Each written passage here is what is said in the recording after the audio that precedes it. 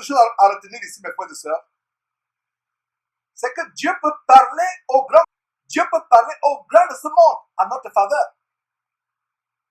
Abraham n'était pas grand selon ce monde, mais regardez comment Dieu parle à un roi puissant et riche en faveur de qui? En faveur d'Abraham. Des fois, vous vous demandez si Dieu peut parler à ce patron méchant qui vous rend la vie difficile, ou à ce mari violent qui a transformé votre foyer en véritable enfer.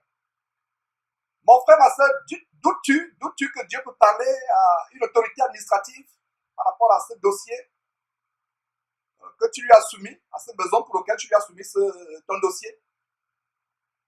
Nous voyons ici qu'Abraham avait un besoin, et pire encore, une situation très compliquée. Il se retrouve sans femme. Sa femme est kidnappée à cause de son mensonge. Et voilà comment un roi impie prend cette femme. En fait, qu'est-ce qui se passe ici?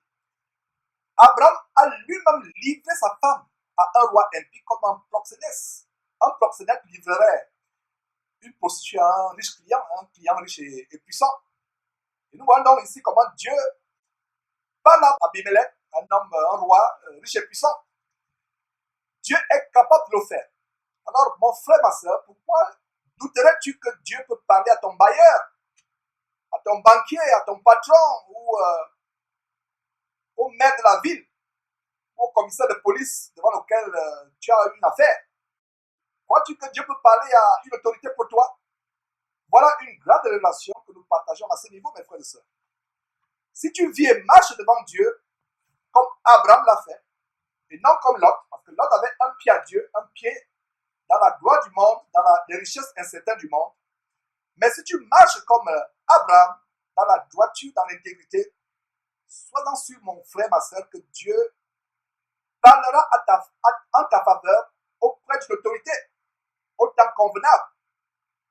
Mais si tu vis comme Lot ou comme des chrétiens qui prennent Dieu pour un garçon de course, Dieu pour satisfaire leurs égos, leurs ambitions, leurs convoitises, leurs frivolités, s'attachant aux choses de la terre, poursuivant les richesses incertaines et éphémères du monde, Dieu ne parlera pas en ta faveur auprès de l'autorité. Voilà un grand enseignement à ce niveau, mes frères et sœurs. Alors nous devons imiter les gens comme Abraham. Voilà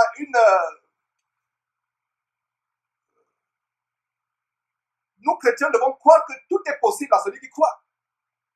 Voilà, si nous vivons comme Abraham, Dieu parlera même au plus puissant du pays en notre faveur. Voilà une assurance, voilà ce que je comprends dans ce verset qui est sur votre écran, que Dieu parlera même au puissant de votre ville, de votre compagnie, de votre société, de votre village, de votre pays, de votre province, même assez grand en votre faveur si vous avez par exemple un problème ou un besoin. Vous voyez comment le songe d'Abimelech, comment Dieu apparaît à Abimelech, peut nous apprendre à mettre notre confiance en Dieu, à savoir que Dieu veille à ce que même devant l'autorité, nous trouvons grâce aux yeux de l'autorité. Donc si nous vivons comme Abraham, imitant les gens comme Abraham, Dieu parlera même au plus puissant du pays en notre faveur. Mon frère, ma soeur, crois-tu que Dieu peut faire cela? Tout est possible à celui qui croit en Dieu. Ayez la foi, mes amis, ayez la foi. N'ayez pas le doute, ayez la foi. Ayez la foi, mes frères et sœurs. Et abandonnez le doute, la peur, les inquiétudes. Jésus-Christ a dit à plusieurs reprises qu'il te soit fait selon ta foi. Donc si tu crois que Dieu peut le faire pour toi, parle à une autorité pour toi, alors il le fera pour toi.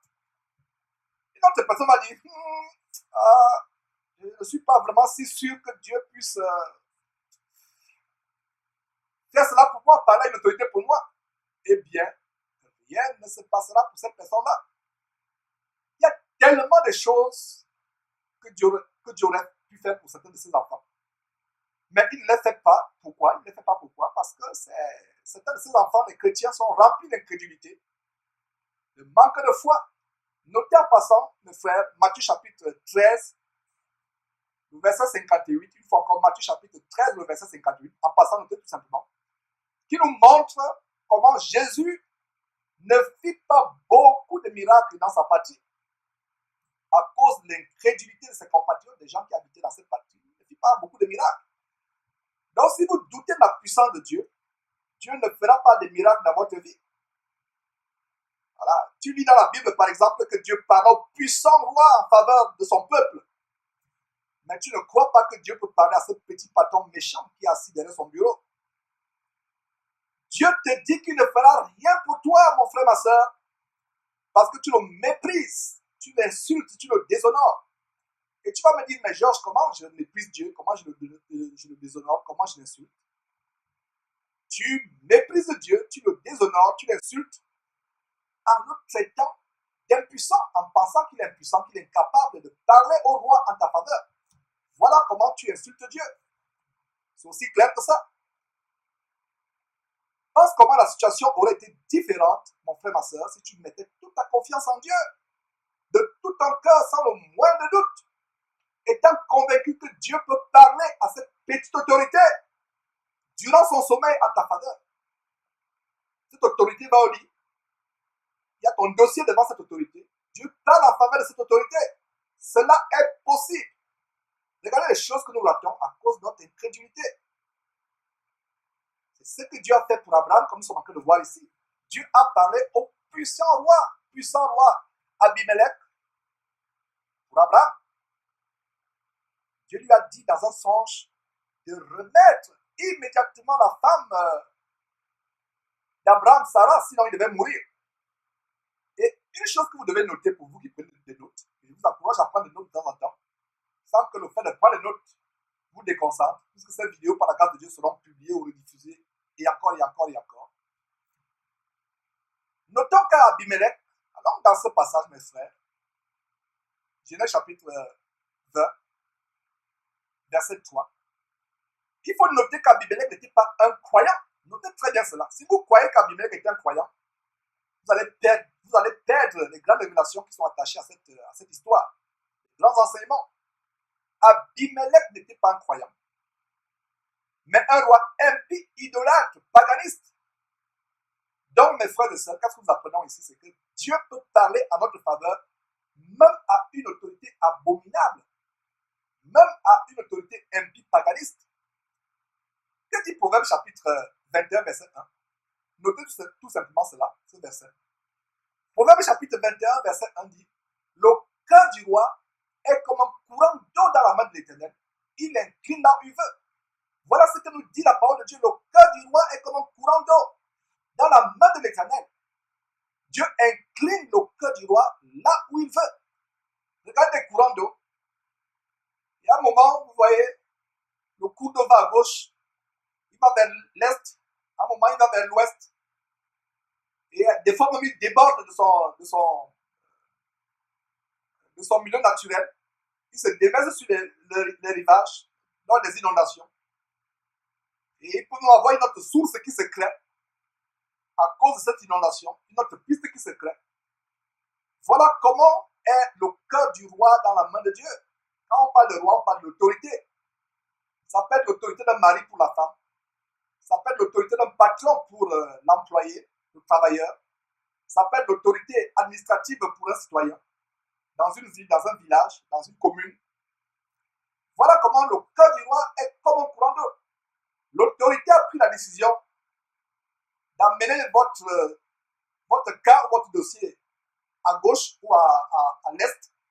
Dieu prend le cœur de l'autorité et, comme un courant d'eau, l'amène à l'ouest ou à l'est, le côté opposé.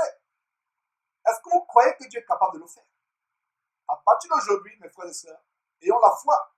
Il y a tellement de choses, des miracles que Dieu aurait pu faire dans nos vies. On a eu le cas ici d'un frère avec qui nous communions à Houston, qui a eu un sérieux problème avec l'administration. C'est un problème difficile aux yeux des hommes. Même un avocat aurait eu du mal. Même pas aurait eu du mal. Même le plus grand avocat n'aurait pas été en mesure de résoudre ce problème. C'est un problème assez délicat. Et nous avons partagé la parole de Dieu avec ce frère. Je l'ai particulièrement exhorté. Je l'ai encouragé, je l'ai soutenu. C'est ce que nous devons faire. Parce que même nous qui prêchons la parole de Dieu, il peut arriver que nous soyons affligés dans la chair, que nous soyons faibles. C'est pour ça que nous nous soutenons les uns les autres. Le frère était tellement abattu par cette situation, affligé. Alors nous l'avons exhorté, nous l'avons soutenu, nous l'avons galvanisé. Et il a changé son attitude mentale, il a cru en Dieu. Et l'incroyable, l'impossible s'est réalisé quand il comparaissait devant ce magistrat. Le magistrat l'a envoyé le procureur. Et si vous êtes devant un magistrat, la pire des choses qui peut arriver, c'est qu'il vous envoie devant un procureur américain. Parce que le procureur américain est là pour condamner, pour mettre les gens en prison. Et qu'est-ce que le procureur a dit? Le procureur, c'est tout simplement qu'il s'est mis à s'amuser avec le petit garçon que le frère avait amené. Le frère est allé avec son petit garçon. Le procureur s'est mis à s'amuser avec le petit garçon. Et l'affaire a été résolue miraculeusement. Voilà un témoignage il y a quelques semaines. Nous ne parlons pas des choses qui sont passées il y a 3000 ans. Parce que les chrétiens mal affermis voudraient que nous ayons des exemples précis. Quand on leur parle d'Abraham, dont la femme a été libérée du kidnapping, au travers d'un songe, que le roi kidnappait l'Abimelech a eu, on m'a dit non, Georges, quand même, hein, c'est éloigné. Est-ce que ça peut se passer aujourd'hui? Mais ces chrétiens ignorent que Dieu est le même hier, aujourd'hui et éternellement. Le Dieu qui est apparu en songe à Abimelech est le même Dieu qui a fait trouver grâce auprès de notre frère bien-aimé devant un procureur. Comparaissez devant un juge aux États-Unis, mais ne comparaissez pas devant un procureur. Le procureur est là pour vous mettre en prison. Le procureur est là pour rendre votre vie misérable. Mais c'est ce procureur qui se met à jouer avec le petit garçon, votre frère. Et voilà, mes frères, je vous partage ce témoignage pour vous encourager.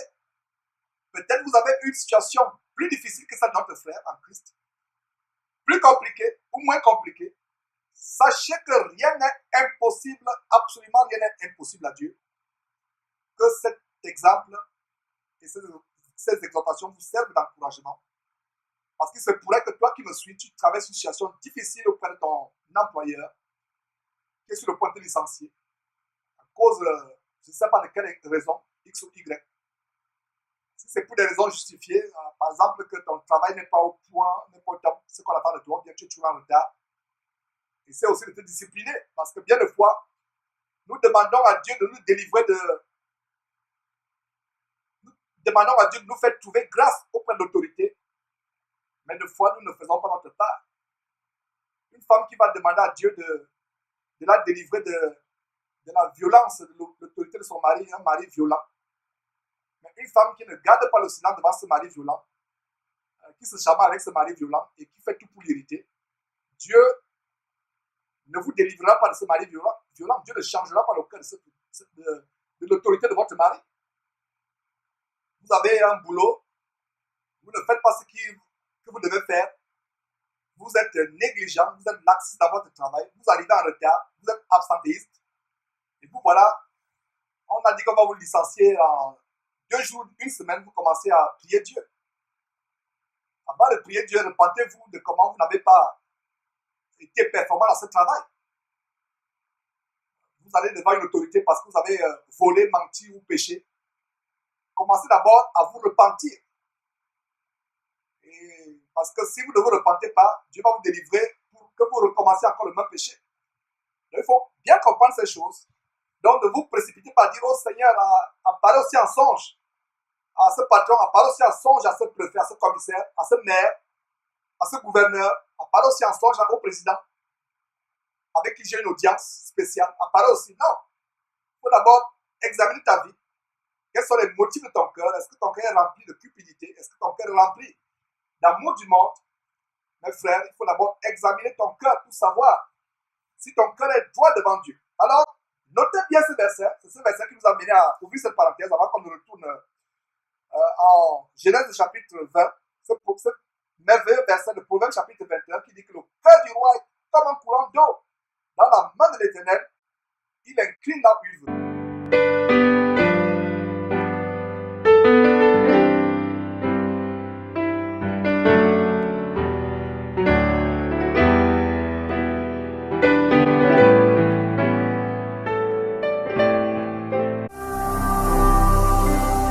manquez pas de vous abonner à notre chaîne YouTube Jésus-Christ TV, en cliquant sur le bouton s'abonner, juste au bas de la fenêtre de cette vidéo.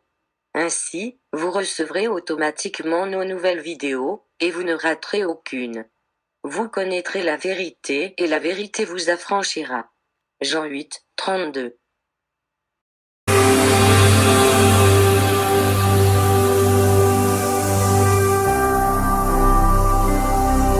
Jésus-Christ TV,